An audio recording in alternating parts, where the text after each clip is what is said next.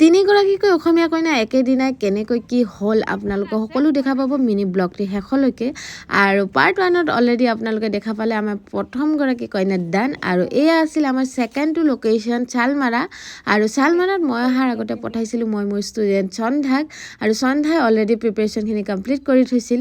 চ' মই আহিয়ে মেকআপটো কৰাৰ আগতে তাইক মই কৰি ল'লোঁ হেয়াৰষ্টাইলটো কমপ্লিট হোৱাৰ পিছতহে মই তাইক ষ্টাৰ্ট কৰিছিলোঁ ফেচ মেকআপ।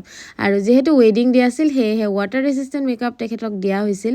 বাট শেষলৈকে অলপ টাইমৰ আকৌ ইছ্যু হ'ল, সেয়েহে মই তাইক ফুল এণ্ড ফাইনেল লুকটো আপোনালোকক দেখাব নোৱাৰিলোঁ। আৰু দৌৰাদৌৰিকৈ আহি পালোঁহি থাৰ্ডটো লোকেশ্যন খগৰপুৰ। বাট খগৰপুৰ মই অহাৰ আগতে মই পঠাই দিছিলোঁ মোৰ এছিষ্টেণ্ট সঞ্জুক্তাক। আৰু সঞ্জুক্তাই প্ৰিপেৰেশ্যনখিনি কৰি ৰাখিছিল, সেয়েহে মই আহিয়ে মেকআপটো ষ্টাৰ্ট কৰি দিলোঁ। এয়া হৈছে তাই এয়াৰব্ৰাছ মেকআপৰ কমপ্লিট লুক আপোনালোকে এতিয়া স্ক্ৰীণত দেখা পাই আছে। যিহেতু টাইম মতে প্ৰায় অলমষ্ট সকলো হৈছিল, অলপ ইফাল সিফাল হৈছিল যদি বহুত বেছি নহয়, সেয়েহে মনটো খুব বেছি ভাল লাগিছে। পিছে আপোনালোকৰ কেনে লাগিছে কমেণ্ট কৰি জনাবচোন। আৰু আজিৰ দিনটোতো ভালেই গ'ল। নেক্সট আকৌ নতুন কইনাৰ সৈতে নতুন ব্লগত লগ পাম।